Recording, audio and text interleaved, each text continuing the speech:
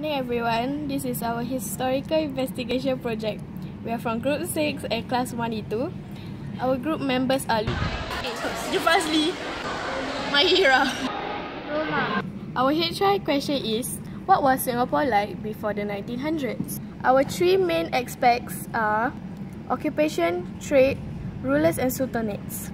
First up is occupation, rickshaw pullers. So, what do rickshaw pullers do?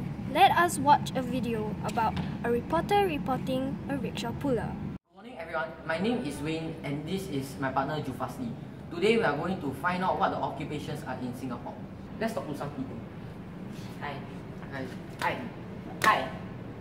May I know your name and what is your occupation? My name is Lutfi and I work as a rickshaw puller. What is a rickshaw puller?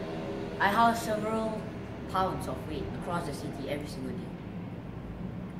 I work for at least 10 hours and at most 12 hours. I only earn 30 to 40 cents per day. My life is hard. Thank you very much. This is me, Wayne, signing off. The workers will either get money, gold, or something they do not have depending on their jobs as salary. Most of them are willing to work in a tough environment because of their family. They need to make a living to feed themselves and their family. Secondly, it's trade.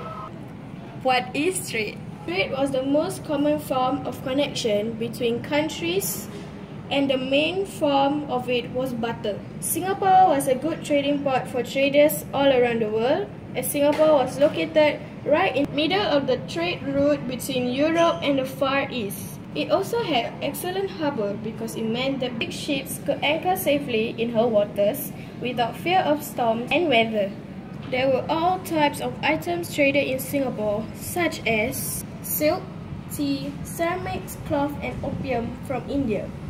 Since most of the traders were from different countries, the people from Singapore and other countries used universally accepted symbols such as Arabic numbers for prices of goods, sign language to communicate. Number 3. Rulers and sultanates. What are rulers and sultanates? A ruler is someone who rules over lands, and a sultanate is the dynasty and lands ruled by a sultan or family of Malay rulers. The first ruler of Singapore was Sang Nila Utama, or Sri Buana.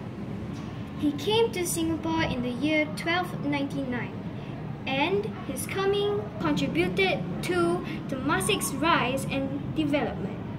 Some people wanted to be the ruler of Singapore so badly that they had to use violence. The fifth ruler of Singapore was Parameswara. He killed the ruler Tamagi to take over the throne, but then fled when the Siamese armies came to avenge the death of Temasik's ruler. Aku akan menjadi pengurus Temasek. Ha ha ha ha.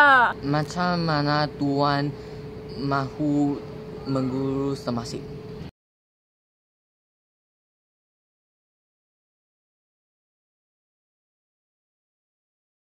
He fled northwards and eventually established the new trading port of Malacca.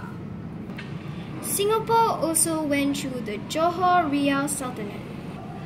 The Johor Riau Sultanate was founded by Malaccan Sultan Mahmud Shah's son, Sultan Alauddin Riayat Shah, in 1528.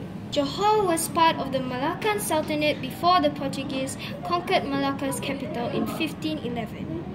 During the colonial era, the mainland part was administered by the British and the insular part by the Dutch, thus breaking up the Sultanate into Johor and Riau.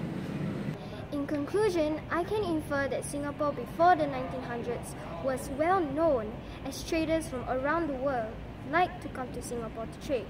I can also infer that jobs in Singapore before the 1900s was very tough. Singapore was so famous and great that even people like Parameswara would even use violence so that they could take over the throne and rule Singapore. Thank you for watching the video, and we hope that you have learned something useful.